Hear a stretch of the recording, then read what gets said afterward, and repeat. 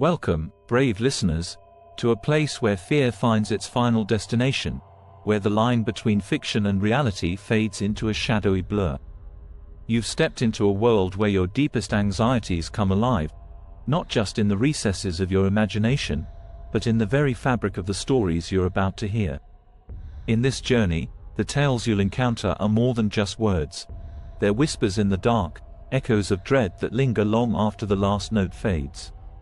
As you listen, you'll find yourself questioning what's real and what's not, for in this place, the ordinary transforms into the extraordinary, and the familiar becomes something unsettling. So, as you settle in, remember this: you're not just a listener, you're a participant in the unfolding of fear. If you're ready to cross the threshold into a world where the unknown reigns, then let's begin. And before we dive in, if you enjoy what you hear, be sure to subscribe so you never miss a tale. Like, share, and invite others to join us in the shadows, because fear is always better when it's shared. This story was first posted at Patreon by user Tobias D. The real Pippi Longstocking. I've never told anyone the real story about what happened with Pippi Longstocking. Not the way it truly was. Most people think of her as a character from a book, a bright, carefree girl with a wild spirit. But those stories, those sweet, innocent tales, they don't capture what really happened. They don't tell you the truth about Pippi.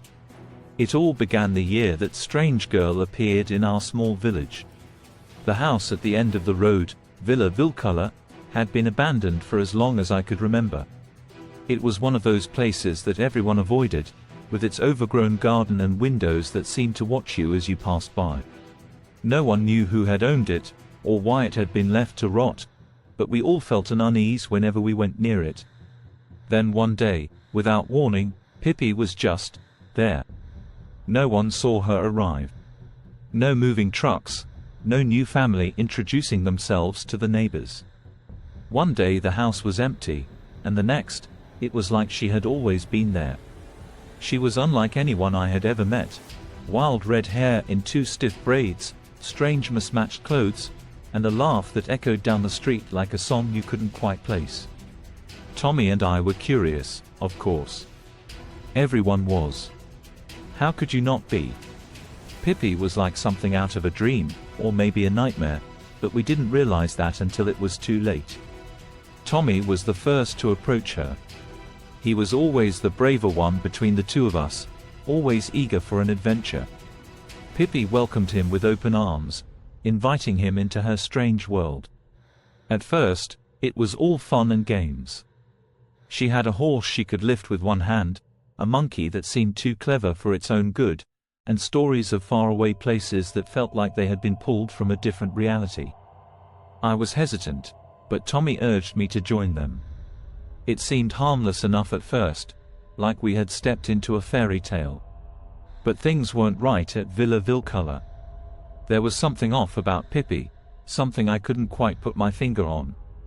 It wasn't just her odd clothes or the way she seemed to do impossible things without a second thought.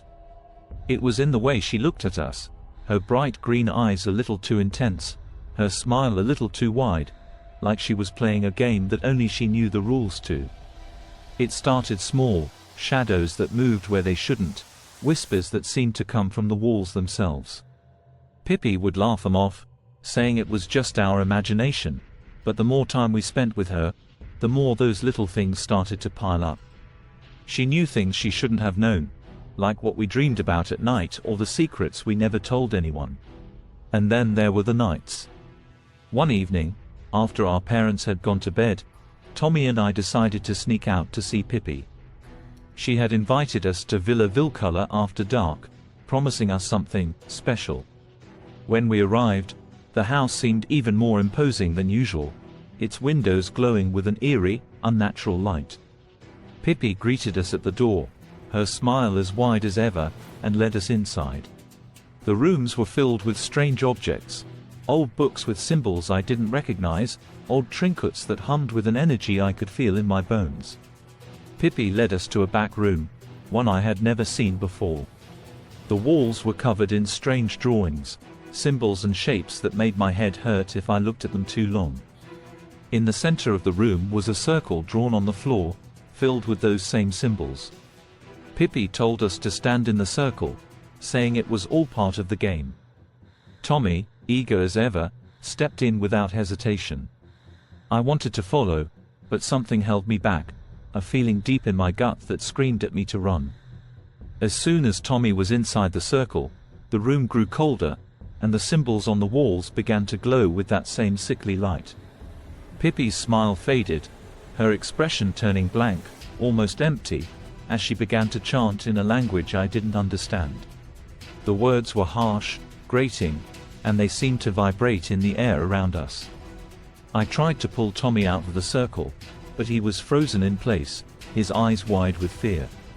The air grew thick, almost suffocating, and I could feel something stirring in the shadows, something that wasn't supposed to be there.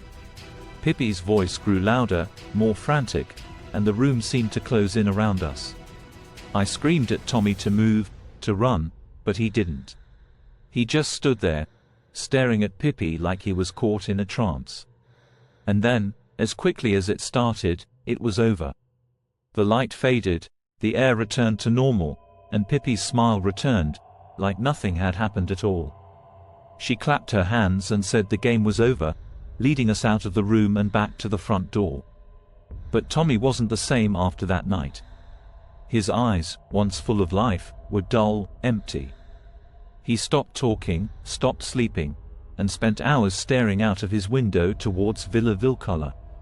Our parents noticed, of course, but they didn't understand. How could they? They hadn't seen what we had seen, hadn't felt the cold, creeping dread that now lived in our bones. They thought Tommy was just sick, maybe traumatized by something he wouldn't talk about.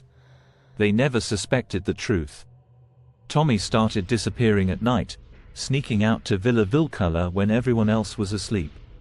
I tried to follow him once, but the moment I stepped onto the property, I felt an overwhelming sense of dread, like something was pushing me back. I never tried again. Then one night, Tommy didn't come back. They found him the next morning, wandering the streets, his mind shattered. He was muttering to himself in that strange language, the same one Pippi had chanted that night. The doctors said he had suffered a complete mental breakdown, that he would need to be placed in an institution for his own safety. They took him away, and I was left alone with the memories of what had happened. Villa Vilcula went back to being abandoned, as if Pippi had never existed at all. But I know she was real, that she's still out there, waiting for her next game. Sometimes, late at night, I think I hear her laughter on the wind, or see a flash of red hair out of the corner of my eye. I don't know what Pippi was, or where she came from. But I do know this, she wasn't just a girl. She was something else, something old and hungry, and we were nothing more than toys to her. If you ever hear of a strange girl with red hair moving into a house that's been empty for years, stay away. Don't let her draw you in with her games. Because once you're in, there's no way out.